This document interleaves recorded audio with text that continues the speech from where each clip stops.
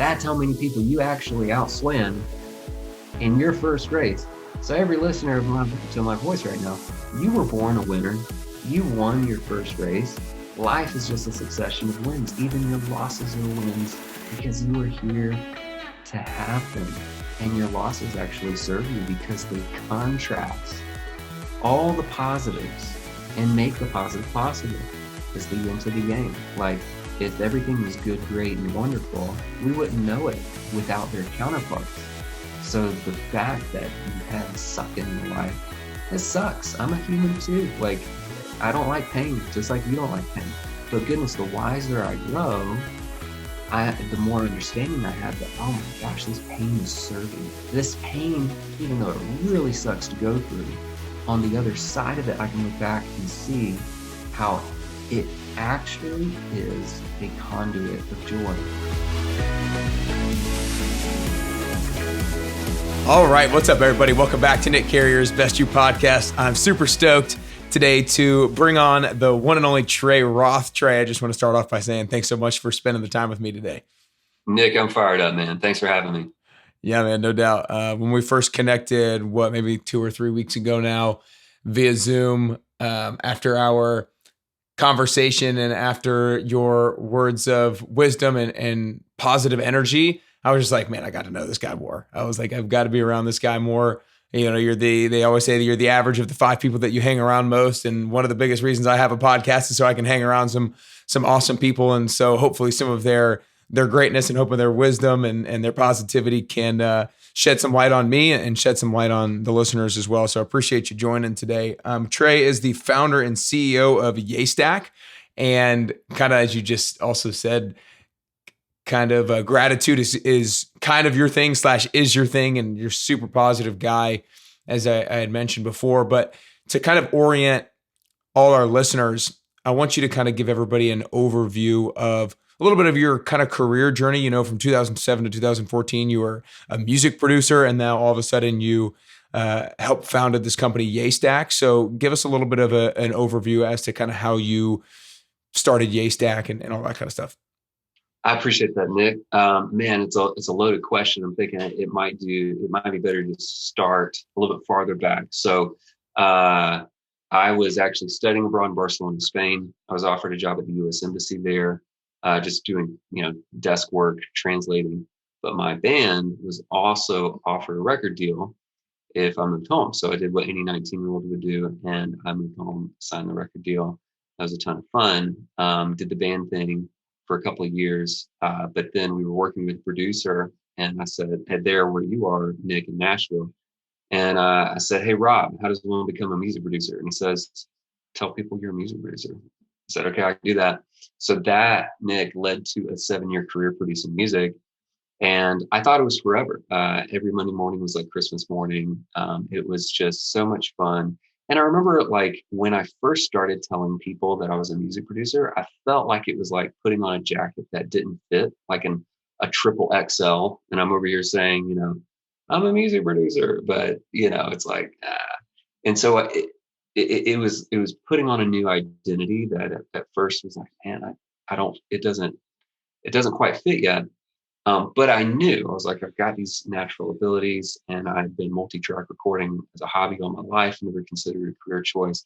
So started a project, recorded all the instruments myself except for drums, and then the singer sang, and it was a ton of fun. 10 songs that way. I played like keys, bass, guitar, programming, engineered, produced, mixed, mastered. Like I did the whole thing. Except for play drums and sing on it. And looking back, it's so funny because I'm actually quite proud of that project, even though there was the worst faux pas in there from a music production standpoint. But what happened was I took, I don't know what I got paid for. Maybe it was like $300 I got paid for it, right? Like nothing. And I think it was more than that, but it feels like it was like $300. But I remember the guy who I did the project with, the singer, a buddy of his was like, "Hey, I heard what you did. Can we do a project?" It's like, "Yeah, man, let's go." And then a buddy of his heard the project, and she said, "Hey, my buddy told me about you and I heard it and I love it. And so what happened was from the very beginning, Nick, the music business grew by word of mouth referrals, and that never stopped. So for 7 years, the business grew every year, all based on word of mouth referrals. Now, the first 3 years, 4 years was getting my sea legs, learning my craft. But man, after that, it was just like, it definitely had taken on new levels and I'd really figured out a lot. And at that point, it was like, man, like the jacket fit quite well. Like it got to the point where it was like, oh, you're Trey Roth, the music producer. Like I know your name is synonymous with music production because of all your work and whatever. So it got to the point where, of course, it crossed a line somewhere where you couldn't tell me I wasn't a music producer. It was like, man, my wife got the college degree, taught English for a year, and then quit. And I dropped out of school to start a business, really, to be entrepreneurial. And then, like I'm working, she's at home. That gets backwards. She's got the degree and I don't. And so what happened was like, the business grew every year for 7 years, all based on word of mouth referrals. And I'm so grateful, Nick, that my friends just shared with their friends through my business for me, but I noticed a problem with how they shared. So when they would share, it was in person, like in Starbucks, and it would be between two parties. And then, hey, you should use Trey for your music production. And then it would just disappear. It would just remain between those two parties and they left and that was it. Or if it was happening online, if somebody was sharing about me, it would go to Instagram stories, Snap, Facebook. And man, it was literally ephemeral. So it was like disappearing after 24 hours, or it was just lost in the noise of the majority, 80-90% of the content on those platforms, which is entertainment content, great content. But if you're looking for trusted referrals and recommendations, the best finds from our best friends, man, it's cumbersome on the other platforms. They're not optimized for that. And I knew that something was missing in my business and other businesses. I just didn't know what.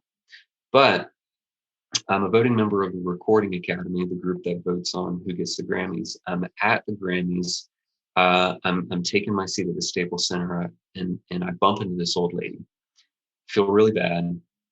She turns around, and it's Steven Tyler of Aerosmith. And I was like, oh, sorry. That's hilarious. And he was like, no worries, man. But I feel like some of those positive vibes, rubbed off. Not to give Steven Tyler too much credit here, but I fly back from LA back to Atlanta, sitting on my couch, typical mindless Saturday afternoon, kids are asleep upstairs. And I just had the proverbial Oprah Winfrey aha moment. And I realized what was missing in my business and other businesses. And then in a single moment, Nick, I knew that one day somebody is going to build the Referral Network. The Referral Network, a one-stop shop for authentic referrals, for trusted advocacy. Hey, Nick recommends blank, whatever blank is. And it's not just Nick. It's, actually it's John, it's Justin, it's Jennifer, it's all our friends. And we have a collection of, hey, this is what they recommend. If you have something that's yay worthy, if you have something that is worthy of your stamp of approval and to put your name against it authentically, man, have it in one spot where we all celebrate everything worthy of celebration. So I knew it was a different review site just because, like, I'm not a big review site guy per se. Yeah. Or a big Yelper per se. I'm really not. I mean, or when you go to Amazon and Amazon reviews, you're dealing with strangers. You start with a what, but you don't know the who. On Yelp, you start with a what, you start with a restaurant, you just don't know the who. Who are these people? Are they bots? Going to trust them? Are they like them? It still has value in a specific way, which is like, hey, I'm looking at this restaurant. What does the crowd say? And then you can just kind of like, you're kind of left to your own devices to translate the content that you see. Are these bots? Can I trust them? Are they like them?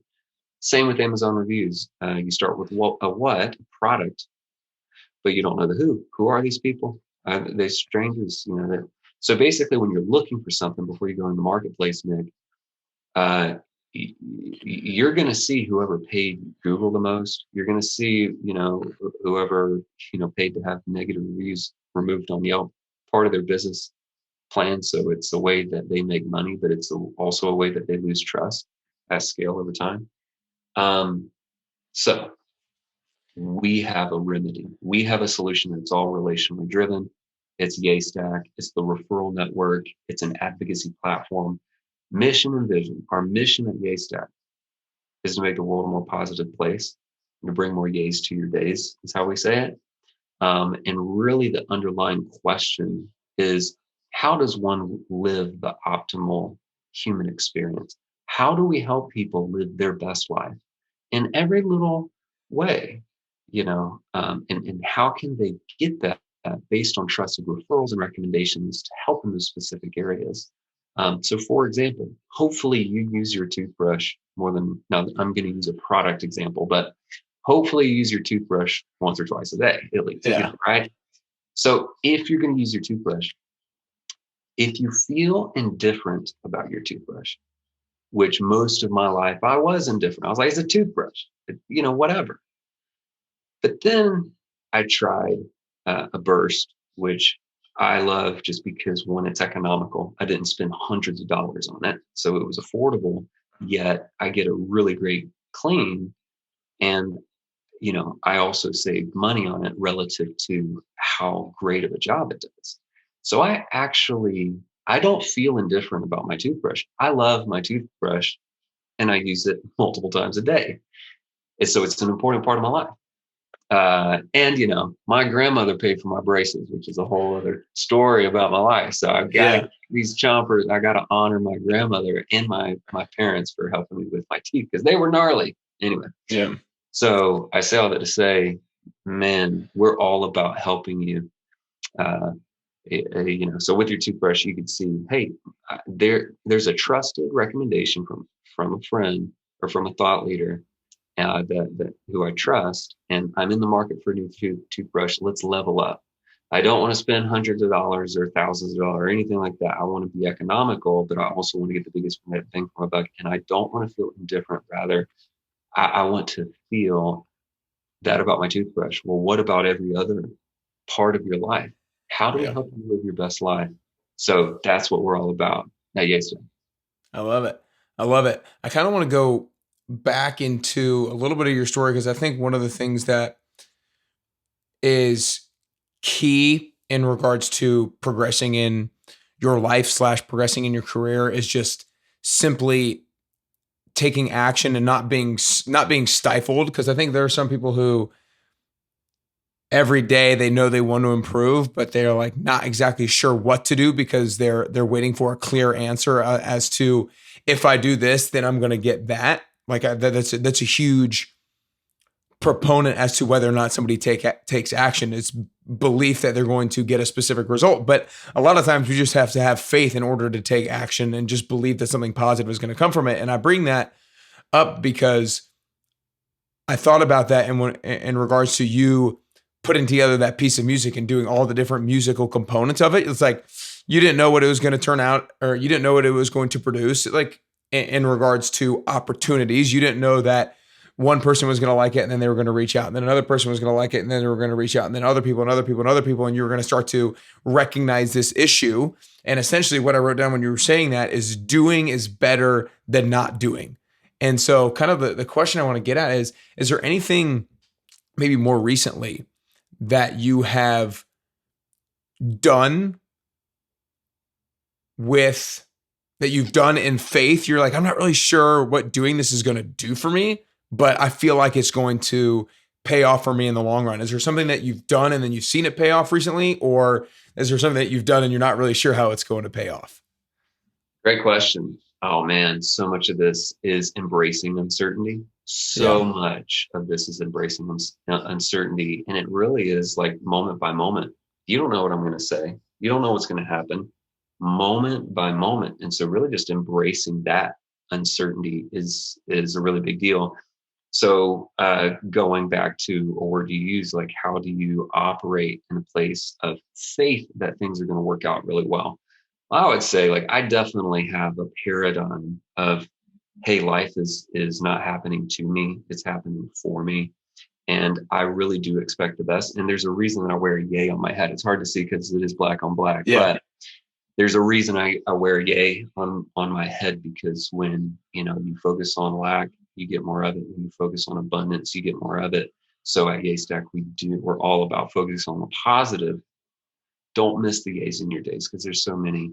And then a big part of that is faith that things are working out better. Faith that you're going to have a better experience from the smallest of toothbrush brushing experiences, or to your health and fitness elevating, your relationships elevating, your opportunities expanding, your financial life getting better and better. If you're a parent, becoming a better parent and having awesome like life crafting moments, and even as a friend or a spouse or a partner, to have opportunities to really help your partner or your friend make a quantum leap in their lives, or to help, that is operating from a place of faith. So yeah, I mean, I'm very much wired that way, and that is an intentionality at Yaystack, is to help people operate from a place of faith. So specifically, the story that came to mind when you asked the question, Nick, is that there was a networking event over an hour away, north side of Atlanta. We're in a suburb on the south side of Atlanta. Long day, super tired, and I told my wife, it's like, man, I'm tired. I don't want to go to this thing. Like I could just fall asleep right now. But I have that little gut feeling that I'm supposed to be at this thing. And I don't have a clear ROI on it. I just know Yeah. that like I know some of the people that are going to be there, and I just feel like I'm supposed to be there.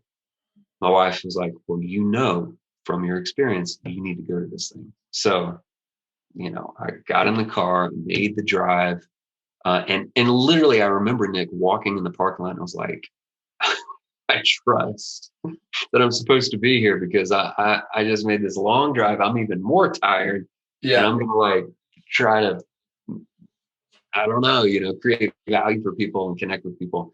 Met a guy named Keith, and Keith and I stayed connected. A couple months later, he invested. He got a friend of his in, who happened to be an active football player in the league. Uh, Met up with him in like a day or two after Keith made the connection, and the football player invested. And the football player was like, "Man, let me get a friend on the phone." He said, "Are you available in a few minutes to jump on Zoom?" I was like, "Yeah, let's go." Jump on Zoom, and the guy on the other side, like right where your face is, Nick, was Dwight Howard's of the LA Lakers, about to win the championship. I was like, man, is this Dwight Howard of the Lakers? Like, and it was. And, Dwight knew some of our shareholders. He knew about what we were doing already. There was already some context and some enthusiasm there. But I gave him the pitch and told him, look, we're building the number one recommendation platform in the world in time by the year 2025. We're building it day by day, day by day. And he's like, you in Atlanta? I said, yeah. He said, come to the house, man. So I ended up going to his house. I had the iPad on the edge of his table. He signed my iPad right there with the paperwork, and he showed me his phone. And he said, look, transfer went through already. And he made the investment. And it was one of the most magical moments.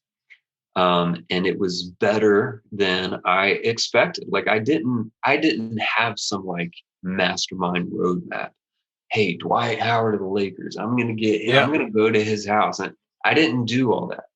So it was very much a journey of trust and a journey of faith that, like you've got to show up, you got to be present, you got to be in the game to score and to win. You've got to move forward, expecting the very best. And, prepare for the worst, but goodness gracious, absolutely expect the best and have your actions follow suit. because you never know just how close you are. Nick, you, and then anybody that's listening, you never know how close you are to your next breakthrough. Quantum leap forward. And those magic moments that you're going to remember the rest of your life, you never know just how close you are. Usually you're closer than you think, right? So you move forward and take action, expecting not good, not great, the best. Move forward with that kind of faith. Take action, and absolutely magical things, amazing things happen for you. Dude, yeah. Honestly, I'm so glad that you mentioned that story, because that's the I didn't know that story. I knew that Dwight Howard was an investor, but that's the exact thing that I wanted my listeners to hear. And that's the exact thing that, I need to hear, is like,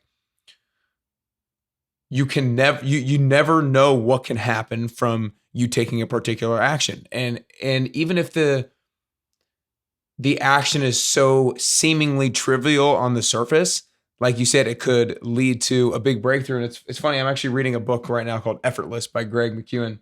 And there's this part of the book that I just read today, like probably an hour before we hopped on, where it's talking about this one guy who was kind of searching for worldly principles, if you will, like natural laws of the earth. And kind of he came up with like 3 worldly principles. And the first one is like, for every action, there's an equal and opposite reaction, like Newton's third law. And then like kind of the gist of all of them is that you get what you give. And I just think that is the reason why you have to take action, because you never know what you're going to get by giving energy towards a particular action. And I just think so much good can come to that. And I think my whole point in really hammering this home is, don't ever think something is trivial. You never know. And so it's like, if you're wondering whether or not you should go to something that you have a minute belief could be beneficial, go. And I think that's just why I want to hammer it home. Absolutely. Take action. Take action when you hear the whisper. So that was just a little whisper where it was like, and it wasn't some loud thing. It was just a little whisper. You need to be here. Right. Yeah. And it was because of that. It was like, it's funny how close we are to taking action, like how we're like just on the line, and we just need that nudge.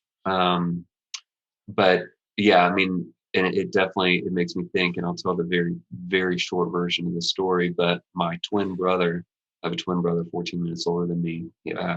We, as kids, we made an epic rope swing. We were popular just because of that rope swing, because people would come over every weekend, swing on this thing. And I mean, it's not like a little dinky back and forth. It's like you climb up the hill, you climb up the tree, you go way up, you swing out on this big, thick rope swing, and you go and you keep going. And it's amazing. No lake or anything, but goodness, like the swing was just perfect. You went around and it was just huge. Anyway, my brother climbed up the tree and actually tied the ropes. And my brother's been climbing trees forever, had an idea to make a rope swing in our backyard for my 4 kids. And so he clears out a tree in our backyard, tall tree. He's up like 35, really almost 40 feet into this tree. And he's harnessed by a rope. And I'm sitting there on the hill looking up, and I thought, goodness, I hope that rope holds him, because he's putting all his weight on this rope. And it wasn't the rope that he had tied for the swing. It was just something to get up there with. And I was like, man, he's been climbing for 20 years. I'm not going to worry about it. But then I had a gut feeling that I needed to do something, because it is a matter of life or death at that rate. And at the base of the tree, there were a bunch of big stumps where we had cut down other trees. Like these stumps were like a foot tall, like they were not taken care of. So I just had a little whisper that I needed to move the trampoline over. So I literally went to the corner of our backyard with all my might. It was heavier than I thought. Our big old trampoline, I pulled over to the base of the tree, and my brother and I literally like laughed. And then, I mean, not kidding. I mean, it was maybe 3 or 4 minutes after that. My wife and I were at our back porch. The kids, all 4 kids, were on the play set right there, and Uncle Trip is in the tree. And then, yeah, 3 or 4 minutes after I moved the trampoline, he's falling. His rope had snapped, and he fell, and he fell directly onto that trampoline. He bounced up 15 feet, barrel rolled. The chainsaw around him, tied to him, barrel rolled around him. He fell down on the other side of the trampoline, unconscious. And yeah, he had totally like blacked out on the way down.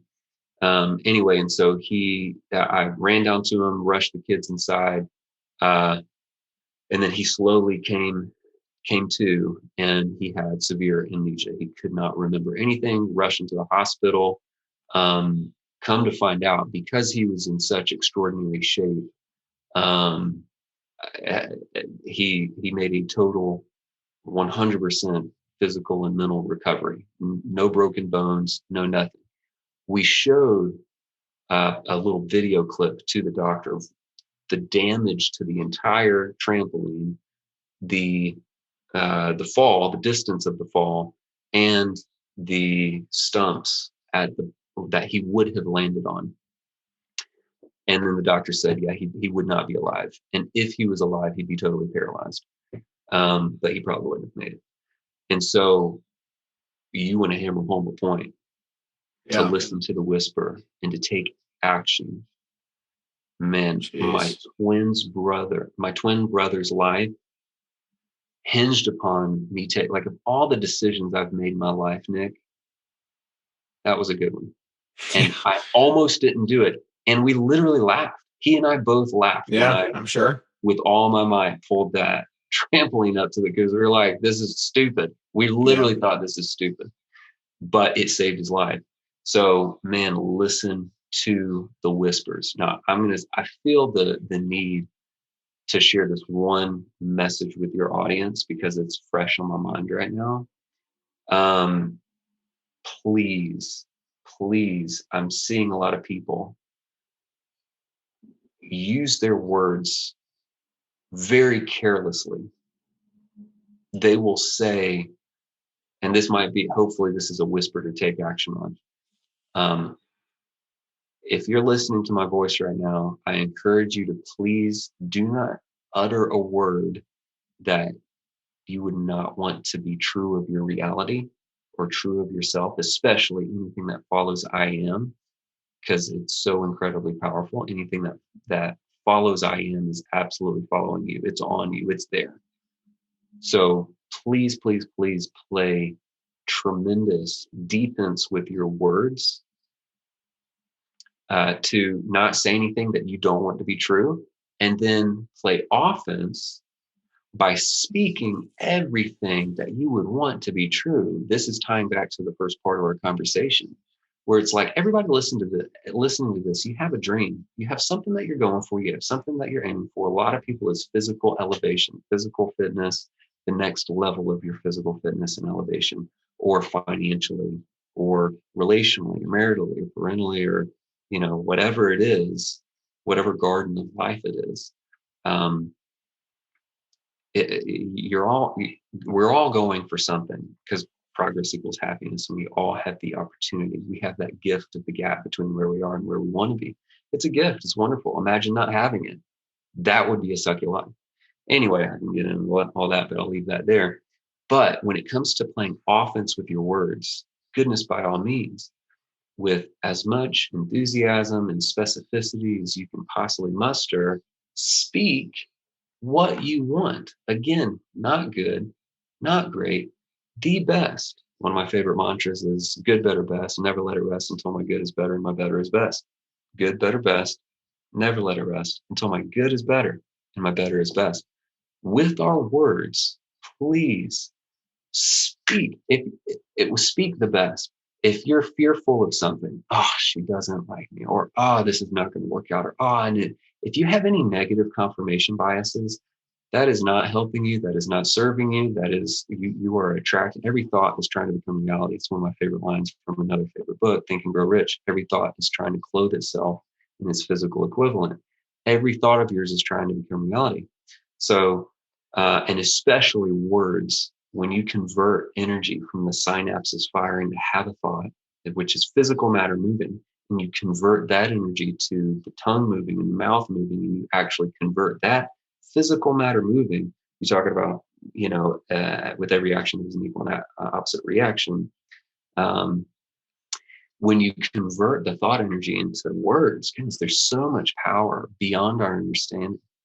Leverage that power such that if you're saying anything, if you're speaking anything that you don't want to have happen, goodness, by all means, please do not say it. It's kind of like Bill Buckner in the 80s, where an interviewer asked him, hey, what would be your worst nightmare tomorrow at Game 7 of the World Series? And he said, well, my worst nightmare is if the ball went through my legs and I lost the World Series because of it. Guess what happened? That's exactly what happened. Or you think about Christopher Reeve's Superman, the original Superman, that actor, his last movie was of a paralyzed person. His character in the last movie he played was paralyzed. And then after that, that's what happened. I'm not saying that everything that you say is going to happen negative. I'm not saying that, but there's such a power in it that is really beyond our understanding. So please play defense with your words by just having a red flag go, oh, wait a second, I'm not going to speak that. Like in these walls in our house right now, where I am, you can only see the one wall in my office, but and this is like one of the only walls not getting painted right now. But anyway, in these walls, in this house, we don't speak disease. We don't say the A word. I'll share it here. We don't say anxiety. I hear a lot of people carry it around like it's a pet, like it's a pet. Oh, I have a good relationship with my A word. Well, it's kind of like a purple elephant. If I say, don't think of a purple elephant. Yeah. Like what shade of purple was it? Like we don't talk about purple elephants here. Therefore, like out of sight, out of mind, certainly out of mouth, out of life, in sight, in mind, in mouth, in life, right? Like, so I say that to say, I'll summarize it by saying offense and defense in your life. Everybody listening, if you're still listening, goodness gracious, please play defense by not speaking a word that you don't want to be true of your life. And then, goodness, play offense, score those goals by speaking aloud in every specific detail that you can possibly give it. Not good, not great, the best outcome. And if you're fearful of something, identify, what am I fearful of right now? Why am I feeling a purple elephant maybe? Why am I feeling fearful? If you identify it and then speak the total opposite of it and say, I'm not even thinking that anymore. Guess what? And then articulate and speak and say, I am, if you can tie it to an identity and speak the total opposite of that. Like for us specifically, just to know where this is coming from, we are building the number one recommendation platform in the world. And I am building the number one, and we are building the number one recommendation platform in the world. And we say that and we speak that and we welcome that. And I emotionalize that now, right? Like it's not some puny goal. And we've actually like closed the gap a good bit. Now we've got a long way to go, but we've actually learned a lot and we've closed the gap a good bit. So I just say that to say, man, dream big and speak big in faith and expect it to happen. Play offense and defense with your words, and goodness gracious, watch your wildest dreams come true.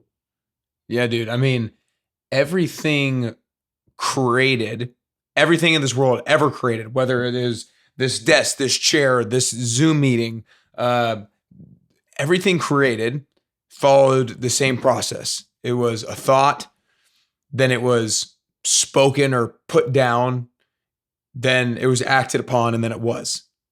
In order to get this Zoom call together, I thought it would be a good idea.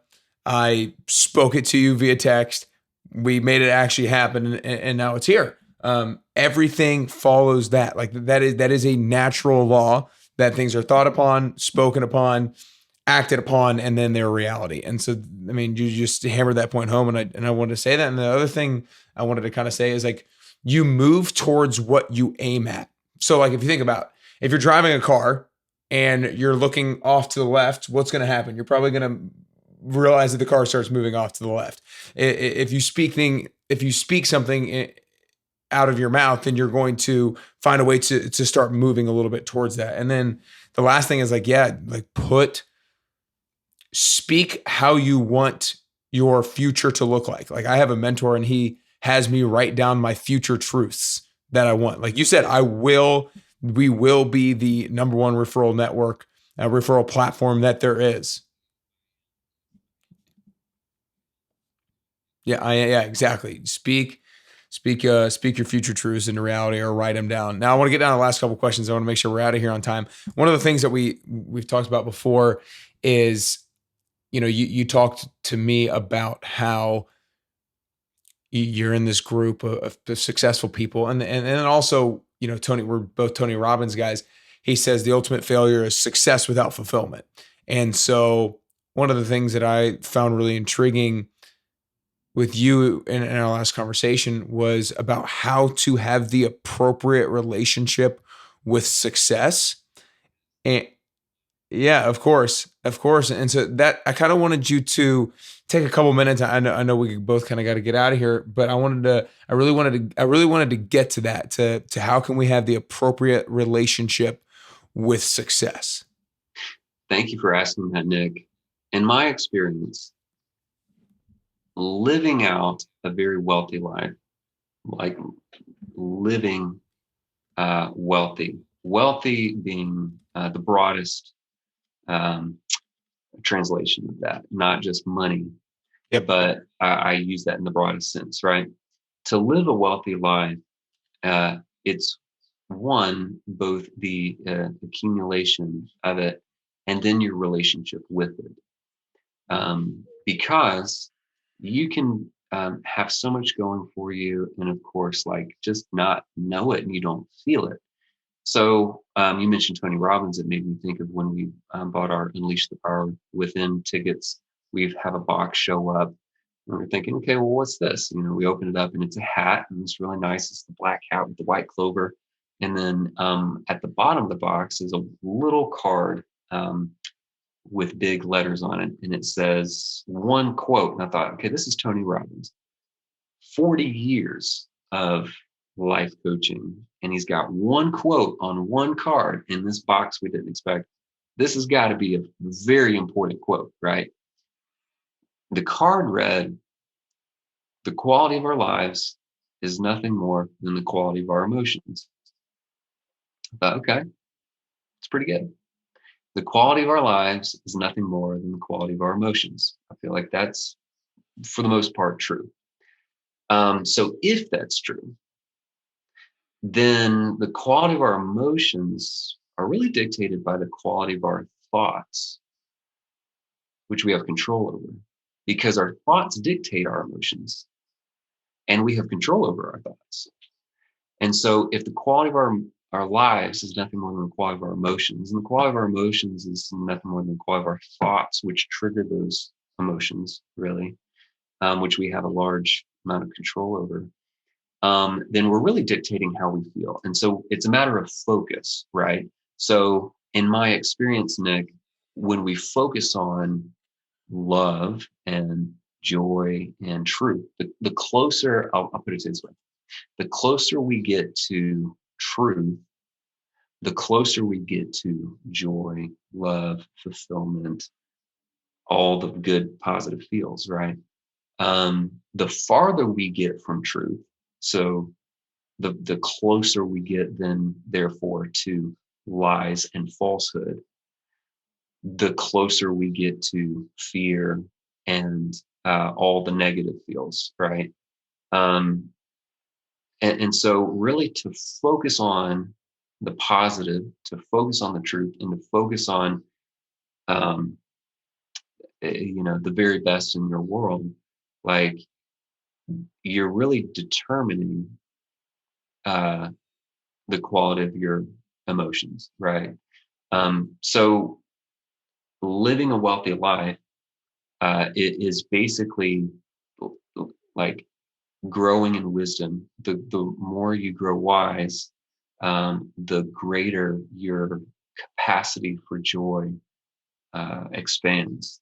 And like I'm happy now, and I can look back 5 years, 10 years, 20 years, and I can say I was happy then, but I'm actually happier now than I was then.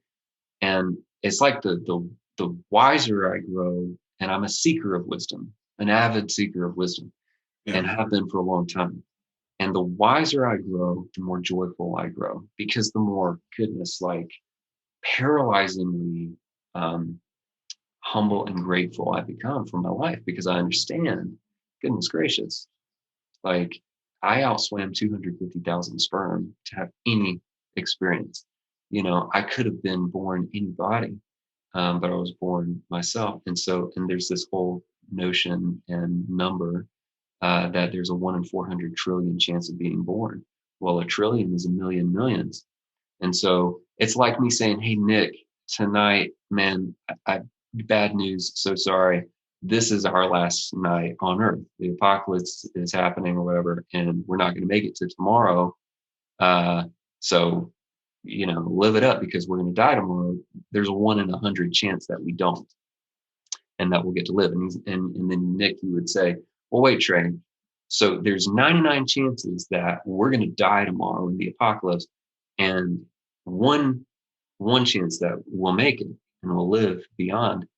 Yeah, this is our last night. Those are terrible odds. And I'd say, well, actually, Nick, it's worse than that. It's a 1 in 1,000 chance that we live beyond tomorrow. You say, well, wait, there's 999 chances that we don't make it, one chance that we will.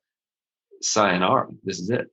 I say, well, it's actually worse. It's 1 in 10,000. It's 1 in 100,000. It's 1 in a million. How about 1 in 400 million millions? Those are the odds that every listener right now beat to be here. It's not just like you winning the sperm race against 9 other sperms. There were 250,000. So imagine being at your favorite rock groups or music artist groups concert in an arena full of 25,000 people. Like, first of all, do you think you could outswim 20 people right now or 25 people right now? What about 250 people? What about 25,000 people? A whole arena. How about 10 arenas? That's how many people you actually outswam in your first race. So every listener to my voice right now, you were born a winner. You won your first race. Life is just a succession of wins. Even your losses are wins because you are here to have them. And your losses actually serve you because they contrast all the positives and make the positive possible. Is the yin to the yang. Like, if everything was good, great, and wonderful, we wouldn't know it without their counterparts. So the fact that you've had suck in your life, it sucks. I'm a human too. Like, I don't like pain, just like you don't like pain. But goodness, the wiser I grow, the more understanding I have that, oh my gosh, this pain is serving me. This pain, even though it really sucks to go through, on the other side of it, I can look back and see how it actually is a conduit of joy. It is a conduit of joy. It makes all the good possible. Those who experience the lowest of lows have the capacity to experience the highest of highs. So I say this to say, the perspective of your wealth, everybody has a level of wealth right now. You've got an actual level of wealth beyond just money. You've got a level of wealth. And I include in that youth, right? Time. Oh my goodness, it's so incredibly valuable. Um, Opportunity, health. I mean, I've got one of my friends is Nick Santanastasso. He was born without, limbs. And goodness, Nick is like one of the most joyful people I know. This person is a wealthy person, in so many ways. And so I say all that to say, um, I'll wrap with, how I foster an ever-growing sense of wealth and joy and fulfillment, going back to your word, the Tony Robbins word, um, in your life. And it really, like, again, actually another Tony Robbinsism, that there's no force greater than in the human personality than to remain consistent with your identity, with how you see yourself. And there's so much power, going back to our mid conversation, there's so much power in our words. It's absolutely phenomenal, especially beyond the two most powerful words, I am. So after you say I am, there's no force greater than the human personality than to remain consistent with that. So imagine the force of a rocket, or imagine the force of, like, truly a force of nature, not just some kind of little Tonka truck like force, but a gargantuan amount of force. Leverage the power of that force within you to remain consistent with your ideal identity. And you can craft that. You can share that. You can tell your subconscious is indifferent, right? You can determine what that is. So you can use a word like wealthy, meaning abundant, really, in every sense of the word wealthy. If you say, I'm wealthy, and you say I'm wealthy, and you feel that,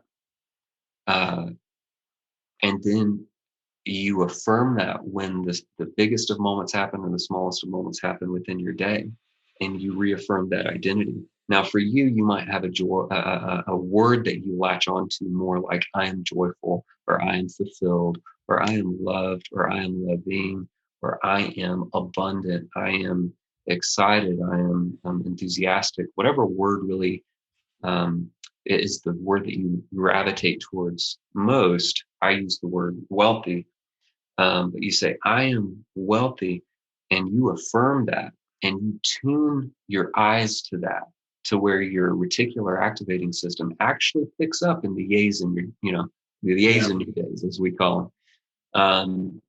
Then, oh my goodness, you have the experience throughout your day where you basically, like, something will happen, and you'll think, I am wealthy. And this is the line that I speak over everybody that's listening right now, that will go through your head when it comes to your affirmations, especially your singular, affirmation, like from me, I am wealthy. And I am grateful for that, right? It's an expression of gratitude, but also a reinforcing of an identity that, man, you can't tell me. Again, it's kind of like the music producer thing. Like, you can't tell me I'm not. Like, I could sit with Elon Musk or Jeff Bezos based on my definition of wealth, with my youth, with my family, with my kids, with my opportunities, with my life. Like, Elon or Bezos or whoever who absolutely has more money than I do, they can't convince me that I'm not wealthy. Nobody can. It's so ingrained in me. You could not sit here and give me any reason that would make me think, based on my definition of wealth, that I'm not. Like, I am. I'm super grateful for that. But I've reinforced, Nick, that identity over a course of time. And now what's happened, and I've had several moments today where a line goes through my head, where my daughter might take my hand, like, as we finish our run and we're coming up the hill in the morning and the sun is peeking through the trees, and my daughter takes my hand and she says, Dad, those moments that you wish last forever? This is one of them. Wow. And a line went through my head, Nick. This is how I know. Yeah. This is how I know that I'm wealthy, that I'm loved, that I'm loving, but really it's like that I'm wealthy. Like, nobody can convince me otherwise. And so what's happening, it's a daily thing. So it's funny because I shared this practice, this affirmation, I am wealthy, and this is how I know. I shared that with the group that we were talking about. And I don't know if we got this far in our previous conversation for me to share about this part of it, how I did share with this group how I do this. Now I had a guy text me. This was today at 8 o'clock this morning. A friend of mine sent me a text who was in that room and he's in that group. And he said, "Good morning, Trey." He said, "This is how I know. I've had multiple moments this week. I just finished my morning meditation. You came to mind, wishing you an awesome day." And so I've had friends. I actually had a friend. I'll see if it's here in this strand with him. Here it is. Yeah. So this is one of the guys in the group, and he's actually like one of the largest Bitcoin owners on the planet. This guy's a freak. Anyway, but he made a little affirmation. That's cool. iPhone background Graphic. Yeah. And he says, and this is how I am, and this is how I know. So I would strongly recommend taking an affirmation and then telling it to yourself out loud, giving yourself the gift of the truth of the affirmation on a regular basis out loud, and then watch as your reticular activating system picks up on the yays in your days, and you actually have this identity reinforced. You want to talk about living a wealthy, joyful, yay-filled, amazingly positive, truthful life. That is a good way to do it. Take an affirmation, take some words that you really latch on to, share those affirmations with yourself on a daily basis out loud, and then look for moments. And it's just a natural occurrence. It's going to happen where you have these things happen that reinforce that identity, and you'll say to yourself, "This is how I know." Yeah, dude. This is how I know. That's super solid. I know I'm going to start being much more intentional about the future truths that I write down every single morning. That's awesome stuff and super powerful. Before I ask the last question, though, I want to acknowledge you, Trey, just for your constant ability to stay positive, to stay grateful, and to actually act out all these things on a routine basis. You don't just talk the talk. You walk the walk yourself, and for your ability to take note of the seemingly mundane moments throughout the day and realize exactly what you just said. Realize that you are wealthy, and that's how you know. I think a lot of people don't have the ability to be as present as that and recognize the mundane moments for what they are. And you've certainly have proved to me that you have the ability to do that. And I think that's super special. But Sure. Of course, man. Of course. Well, I know everybody's opening the space for this, by the way, and thank you for the invitation. The target draws the arrow. The target draws the arrow. So had you not asked, we would not be having this chat. And then hopefully whoever's listening right now, that you take action and that you listen to those whispers. Just to recap, you take action based on that. You don't know what lives might be at stake for you to take action on those whispers. Don't expect a loud shout or the jolt. It's a whisper that, oh my goodness, there's so much that hinges upon that. And then also, this is how I know. Find those affirmations that are incredibly, meaningful and valuable and important to you. And then, say out loud, I am. Play offense and defense with your words. Do not speak out loud. Don't Bill Buckner it, where you say, I don't want to, well, it's not just that. We don't even say like disease words in our house. We just don't even say it. It's even weird for me to say that word, actually, because we don't say it. And it's not enough. I'm so grateful. I really, truly have stayed healthy so much that I can count on one hand just about how many times in my life that I have not been in that state. I'm so humble and grateful for that. I don't know what problems I haven't had, right? I'm so grateful for that. At the same time, there's a reason we are we play offense and defense with our words. Yeah. And it's just, that's something that's just on my mind and my heart very much right now, is to like, just help. If like, I hear people be so careless with their words of like, don't say that. Yeah. You're welcoming the purple elephants. You're just keeping them around like pets. Yeah, dude. I mean, I think a lot of people, it's not just like a superstitious thing. It's just, it's something that actually is real. It's a law. It's a law of It's like nature. gravity. You can't see gravity, It's there. but you jump, it pulls you in. You can't see the air you breathe, but it's the oxygen. You need it.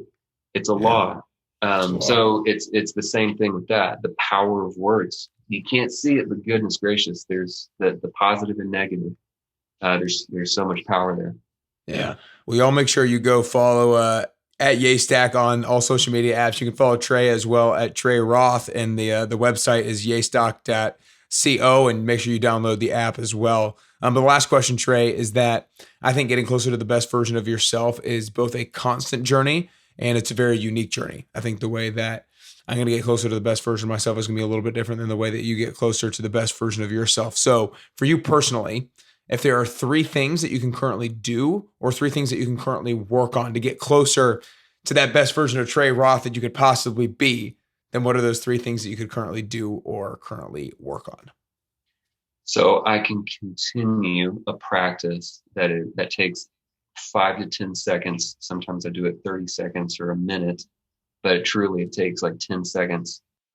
One thing is to continue this practice that I've done for 10 years, and I'll do it until my last day.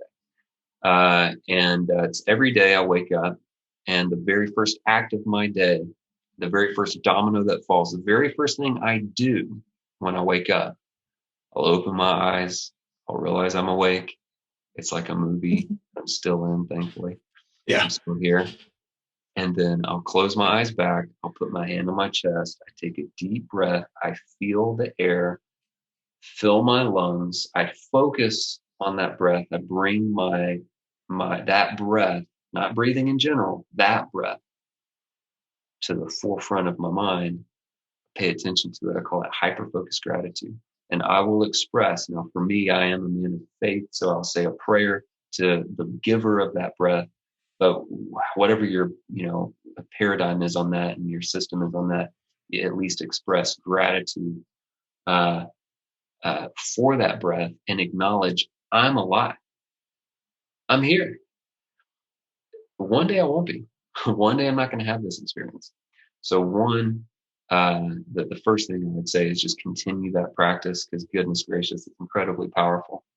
And on that note, very quickly, I've learned to make the oldest version of myself proud, because every morning I acknowledge, one day I'm not going to have this. I'm still alive, and oh my goodness, I just woke up and I'm in my mid 30s. My kids are still like,